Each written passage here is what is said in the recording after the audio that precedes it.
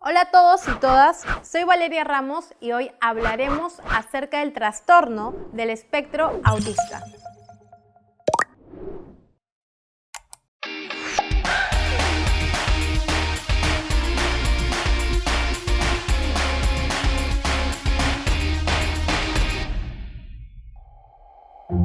El autismo es un trastorno del neurodesarrollo, definido generalmente por características conductuales. Ahora, hay un buen grupo de psicólogos que prefieren referirse al autismo más como una condición que como un trastorno. ¿Y por qué condición? Porque es algo que te acompaña por el resto de tu vida. Para el autismo no hay cura.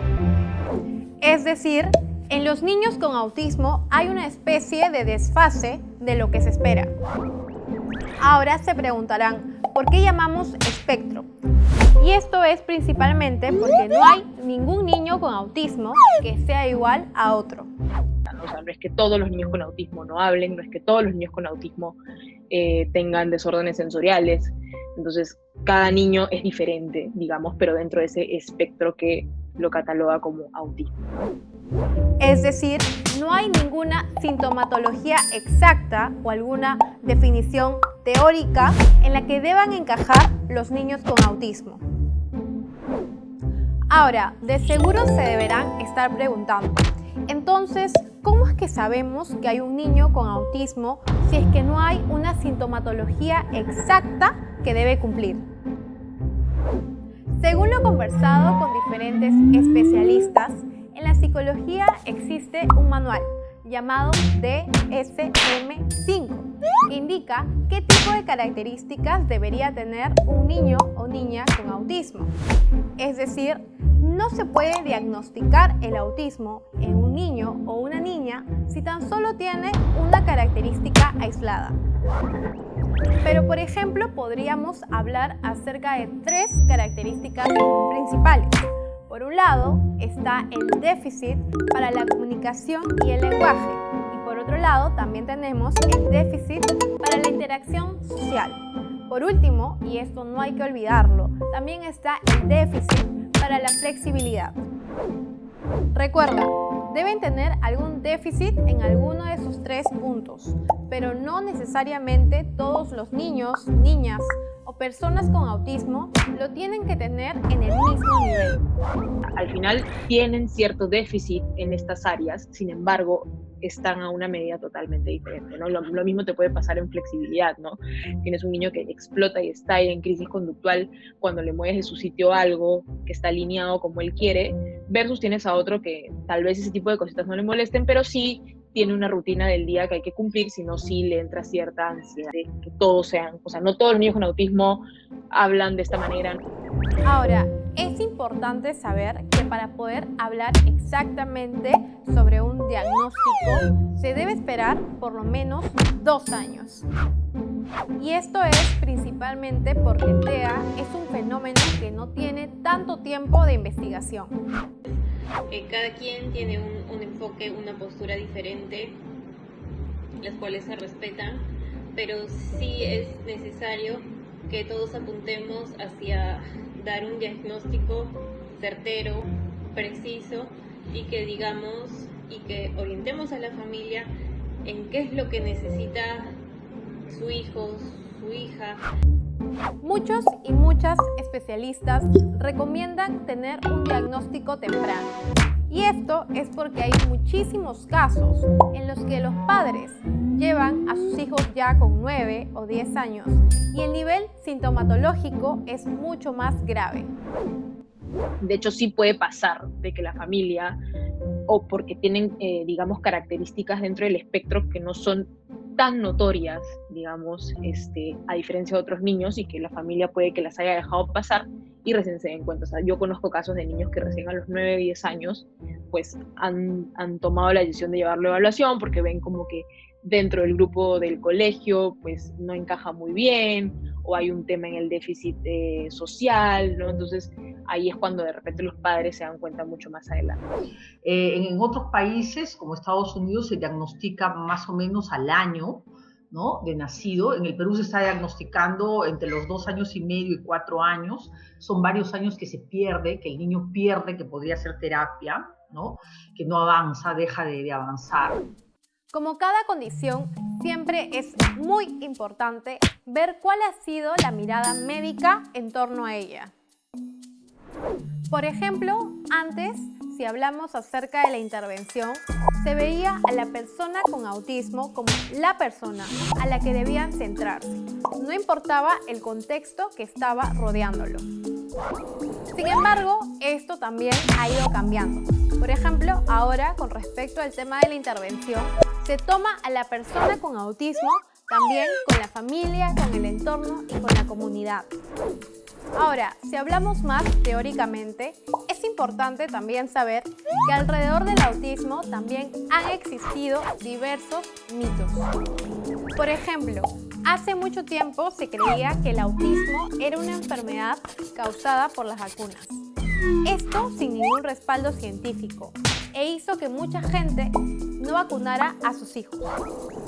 También se creía que el autismo se debía a que ciertas madres no le daban suficiente atención o amor a los hijos. Y esto claramente generaba una especie de responsabilidad social frente a aquellas mujeres. Y ya al día de hoy, pues, hablamos de que es una condición genética, o sea, la persona con autismo nació de esta manera y no hay una causa específica, concreta, aislada que haya hecho que esta persona haya nacido de esta manera. Hemos hablado acerca de las características de interacción social que tienen las personas con autismo. Pero si hablamos físicamente, podríamos hacer una comparación. A las personas con síndrome de Down las podemos identificar, como ya sabemos y lo hemos hablado anteriormente. En cambio, a las personas con autismo, no. Es decir, imaginemos que estamos en la calle y vemos ciertas características de interacción social por parte de una persona. Y esta persona, nosotros no lo sabemos, tiene autismo. Esto podría generar que nosotros tengamos ideas erróneas. Si hablamos acerca de estereotipos, hay muchísimas ideas erróneas en torno a los niños, niñas y personas con autismo. Por ejemplo, tenemos un extremo en el cual se señala que los niños y niñas con autismo no son inteligentes. Y esto en realidad es completamente falso, porque la inteligencia de un niño o niña con autismo es del promedio. Luego están aquellos del otro extremo que piensan que todos los niños con autismo son genios.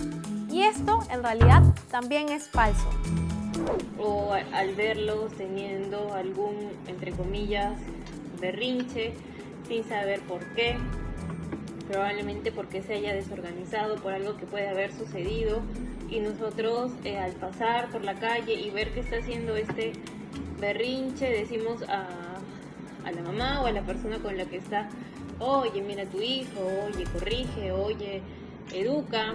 Por ejemplo, una de las premisas que más escuchamos en torno a los niños y niñas con autismo es: ellos no quieren socializar, o también ellos viven en su propio mundo. Ambas son completamente falsas. Que nos quede muy claro, el autismo no significa aislamiento o desconexión de la realidad. Los niños, niñas y personas con autismo sí quieren socializar, solamente que tienen una forma distinta de interactuar con el entorno.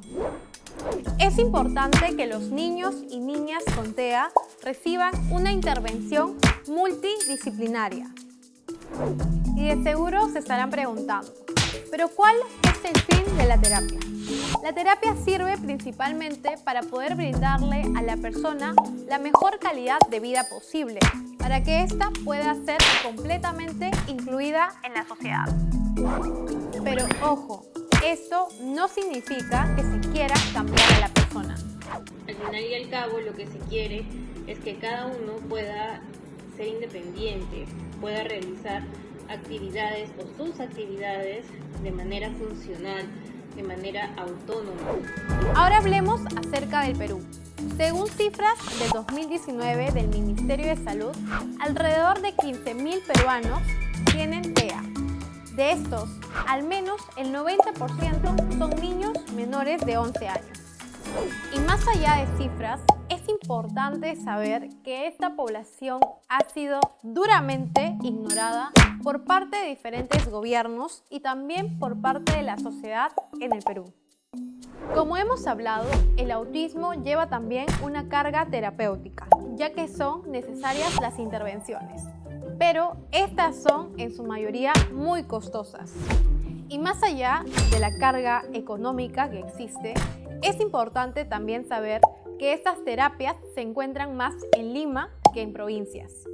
En muchas ocasiones, gente de provincia tiene que viajar a Lima para poder recibir un diagnóstico y no todos tienen las posibilidades. Aquí hay que tener en cuenta que en provincias no contamos con estos centros multidisciplinarios como los que hay en Lima. Por parte del Congreso hay una ley que es la Ley 30150, Ley de Protección de las Personas con Trastorno del Espectro Autista. Antes de terminar, recuerden que siempre hay que mantenernos muy informados. Hay que concientizar a los demás y sobre todo no deberíamos ni siquiera juzgar o criticar, ya que no sabemos el daño que le estamos haciendo tanto a la persona como a su familia.